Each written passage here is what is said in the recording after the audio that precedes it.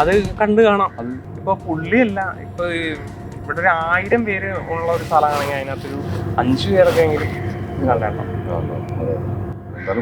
ആ, പക്ഷെ അത് എവിടെ മിണ്ടാൻ പറ്റാത്തോണ്ടും എവിടെ ഇത് പറയാൻ പറ്റാത്തോണ്ടും ഇല്ലെങ്കിൽ ഇത് അല്ലെങ്കിൽ അത് അങ്ങനെയാണ്. ഇപ്പൊ ഈ പറയുന്നത് ജീവേട്ടൻ സ്വപ്നത്തിൽ പോലും വിചാരിച്ചിട്ടുണ്ടാവില്ല. കാരണം അവന്റെ മുതലാളിയാണ് ഇത്. അപ്പൊ അവന്റെ ഇങ്ങനെ നിൽക്കുമ്പോൾ അവൻ ഒരിക്കലും ഇത് ചെയ്യില്ലെന്നുള്ളൊരു വിശ്വാസം ഉണ്ടായി കാണും.